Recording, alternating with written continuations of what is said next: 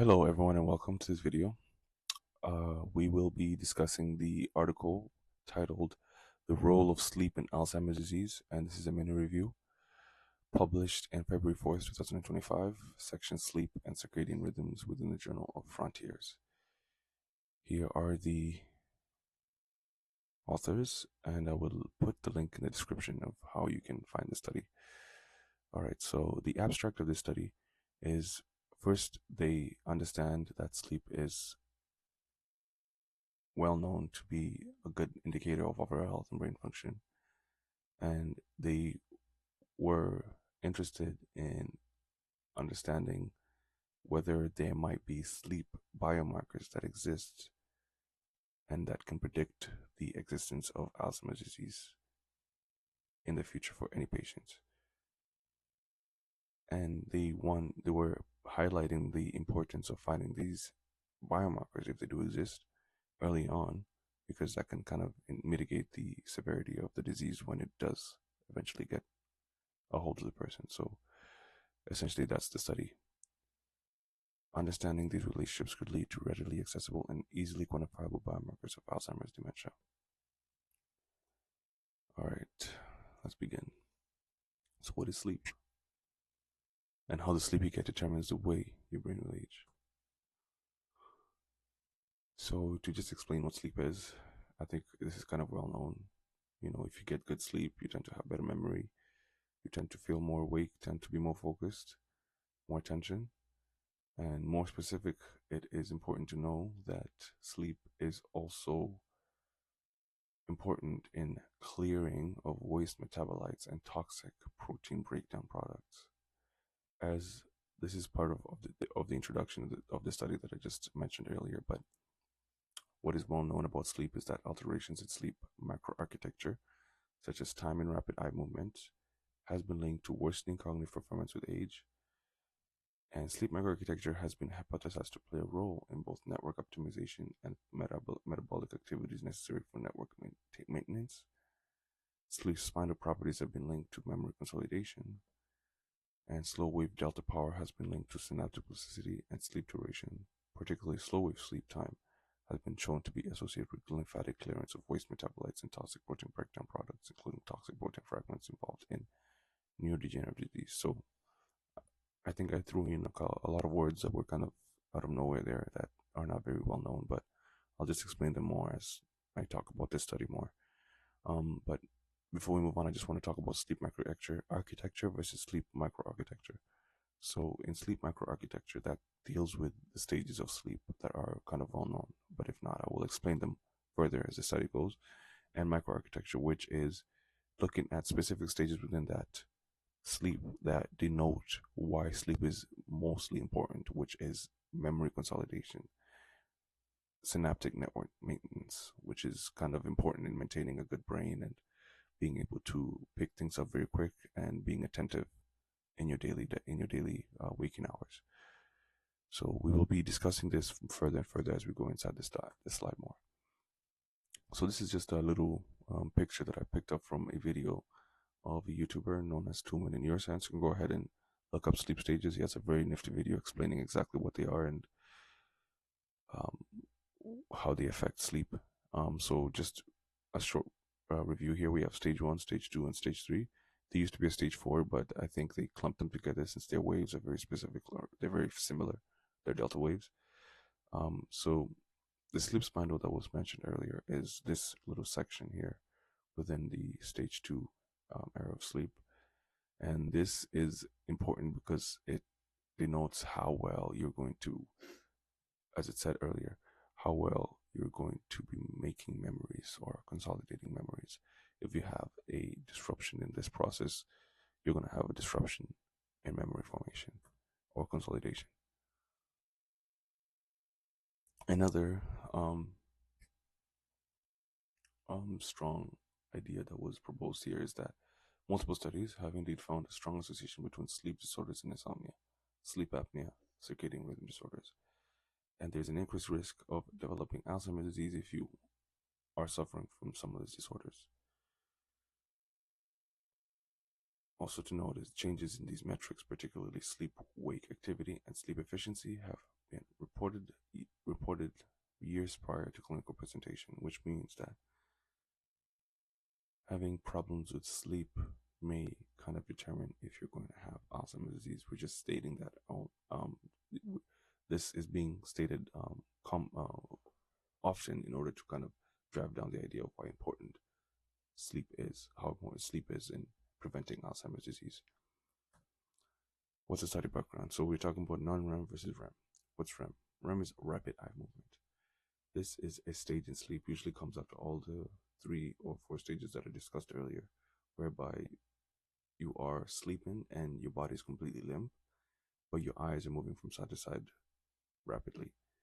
In this stage, it's been noted that this is where vivid dreams occur, and it's after this stage that you kind of move back or start the sleep cycle, because the sleep stages are cyclic. Once you reach REM sleep, you stay there for a certain amount of time, and then you move on once it's over to stage 1 again. Sleep microquantities. So this is where macroarchitecture, this word right here, and microarchitecture come in. So we have TSD, total sleep time, sleep onset latency, which is time from attempting to sleep to the first sleep state, sleep efficiency, percent of attempted sleep with actual sleep, wake after sleep onset. So these are more specific measures that are done in patients who are going into a sleep study, and usually it takes more physical aspects of sleep as opposed to just kind of examining the EEG recordings of sleep stages, because this is where the sleep stages come from. They usually come from EEG stages, as you can see from these amplitudes, low wave amplitudes. This is an EEG recording. So in these tests, the more specific thing that is trying to be elaborated is the macro architecture of sleep, and essentially in which stages are you going to be having the most problems when you're sleeping. Is it going to be in the total sleep time, sleep onset latency, sleep efficiency, or wake after sleep onset? When are you going to having most problems? And when you have those problems, how likely are you going to have the disease? So as it is noted here, Benga et al. Conducted a meta-analysis of 58 studies examining insomnia. This is a disorder involving initiating or maintaining sleep. And they looked at problems that linked with TSD, SESOL, total sleep time, sleep efficiency, sleep onset latency, wake after sleep onset. This is in patients who were clinically suspected AD of varying severity. So the reported sleep disturbances were clearly associated with poor health status. So their sleep disturbances were associated with poor health. They had a bad quality of life based on patient-reported outcomes, and obviously there was increased burden for caregivers. But there was also a high likelihood of admission to long-term care facilities. But to take note here is that it was not available to demonstrate that the pharmacological interventions of sleep disturbances impacted AD progression. So basically, like, there was no data telling us whether there was any interventions such as like drugs that were used to alleviate the sleep, and whether this impacted the progression of this disease. And also, sleep was not necessarily quantitatively assessed, a technically challenging endeavor in large patient populations. So they didn't have accurate recordings of how their sleep quality actually was. But furthermore, in this study, was another study where they had 1,322 subjects, and out of all subjects, 49 subjects eventually got AD, and they found out that these subjects had lower sleep efficiency, higher wake after sleep onset, and they spent longer time in bed and longer sleep onset latency. So it took longer for them to go to sleep. They didn't sleep very well when they did sleep, when they did try to sleep, and their efficiency was not the greatest. So they basically just did not have a great sleep. So not having a great sleep is linked to Alzheimer's disease, is what that previous paragraph was stating. Okay, so we have another study here, Wong and Lovier. They examined people longitudinally, so this means that they examined them over a long period of time. 6,284 United States Medicare beneficiary, which these people were 65 years and older, and they were cognitive. They were they were mostly normal in cognitively in 2011, but they eventually got AD. So they found that sleep initiation insomnia involving prolonged sleep onset latency. So basically, people who were having trouble getting into sleep had had a high increased chance of getting AD. So was significantly associated with subsequent AD. Let me say that again. So these authors basically found that people who were having trouble gaining or going into sleep um, was significantly associated with subsequent AD hazard ratio 1.5 times. So sleep maintenance, insomnia, problems with wake after sleep onset, and sleep efficiency was not. Meaning, if you're having troubles getting into sleep, is you're more likely to get AD. But where if you are sleeping but you're just having problems keeping that sleep, you're likely not to get it. Sleep maintenance insomnia had a lower hazard ratio. Problems maintaining sleep appeared to be protective in this study, meaning if you're able to protect your sleep, it was better for you. So that's kind of important to know as well. And another important thing is that they found that sleep medication was significantly associated with 30% increase of AD, which is kind of interesting. And then now here we talk about sleep microarchitecture. So as I stated earlier, macroarchitecture deals with the stages of sleep. Microarchitecture deals with the magnified magnified processes that happen within a specific stage within the grand scheme of all those stages. So here we are. This is the first paragraph.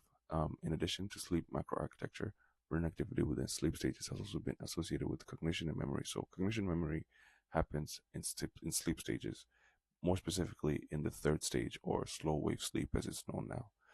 So for example, sleep spinal patterns seen in N2 and SWS, which is slow wave sleep, and power and frequency of slow waves in slow wave sleep have been implicated in memory consolidation. So if you have those sleep spindles that I explained earlier, if you have a lot of them when slow wave sleep, or if you just have a normal amount of it, you're gonna have normal sleep where you're gonna be consolidating those memories properly without any problems, and you're also having the correct clearance of toxic metabolites, which are known as Alzheimer's disease, are known to cause Alzheimer's disease, as we discussed in the previous videos, which are amyloid beta and tau. So, explaining what CSF was earlier, um, cerebral spinal fluid is a type of fluid that coats your entire brain, usually when you're sleeping. And the purpose of it is to help clear out toxic metabolites that were generated during the wake cycle of the person. So, during when you're awake, you have neurons firing, and as they fire, they usually produce toxic products, protein products, and those products have to be cleared when you're sleeping. And what does that is CSF. So if you're having normal slow wave sleep, you're going to have the appropriate clearance of these protein products, toxic protein products, and memory consolidation. And this is what sleep microarchitecture is.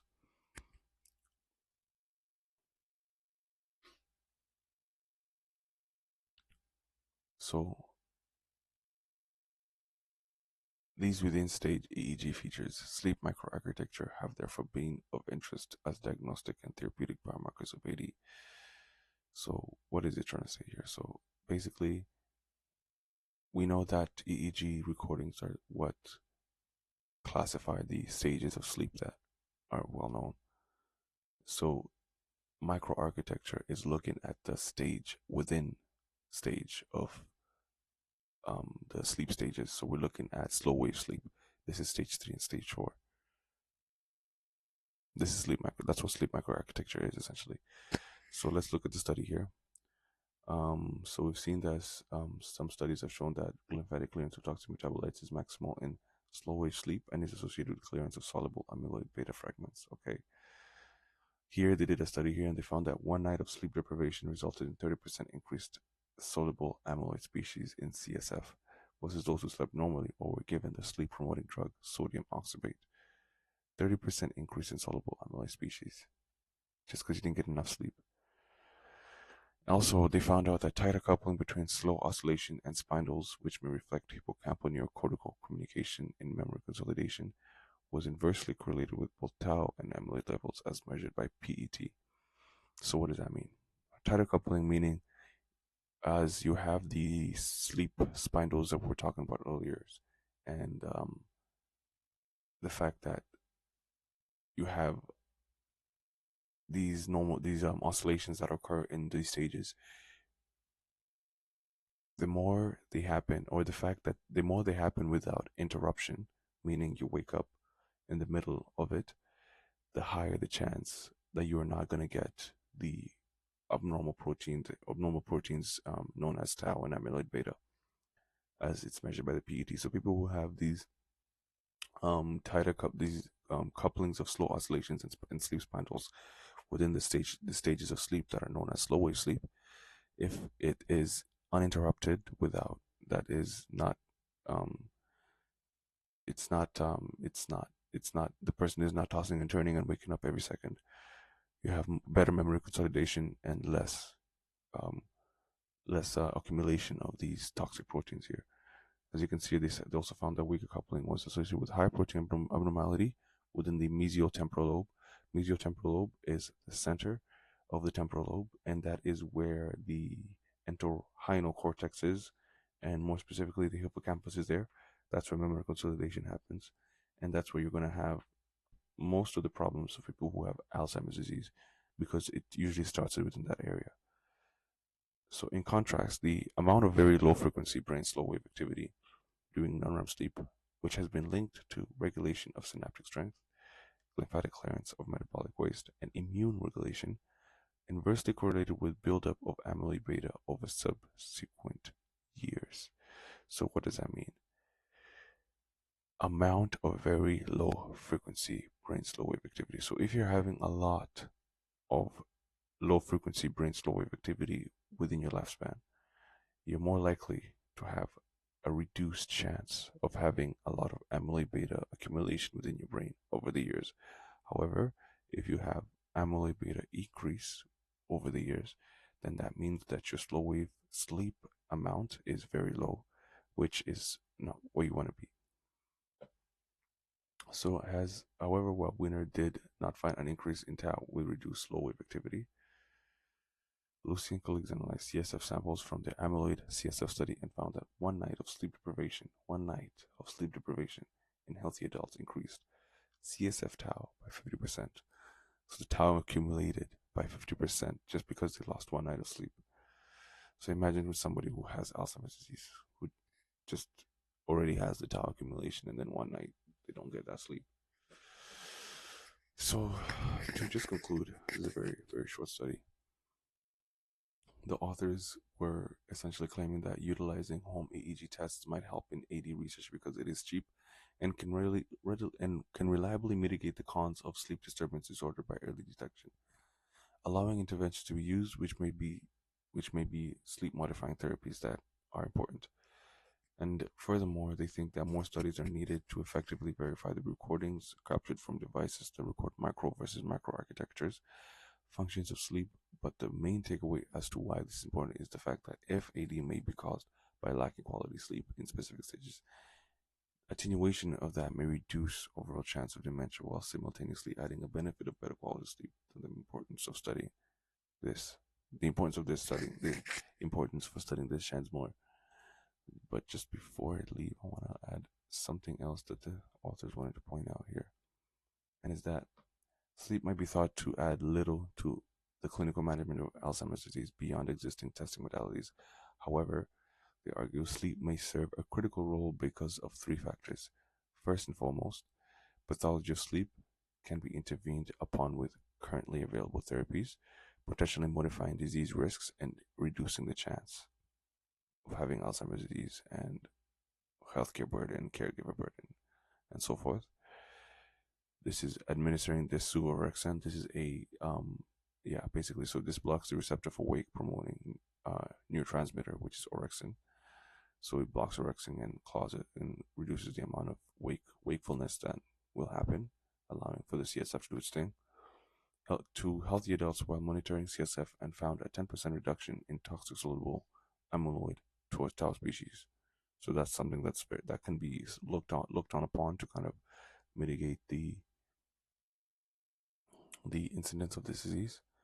These findings are driving an ongoing randomized clinical trial for Sferexin in AD patients. Second, sleep is important for cognition in all people, regardless of AD, and sleep pathology impairs attention, memory, and processing speed. So it's important that we just kind of look at this, because if we do, even if we don't find the cure for sleep for AD, at least if we find a way to attenuate sleep for a lot of people, it can at least improve the quality of life for a lot of people, including caregivers of people who have Alzheimer's. Finally, sleep assessment with EEG is non-invasive, can be performed longitudinally in a patient's home, and could be ubiquitously available with next-generation EEG/sleep wearable technology at lower cost than any other biomarker listed. Because, as they did state, when most of these biomarkers that are used in most of these Alzheimer's disease tests are very expensive. PETs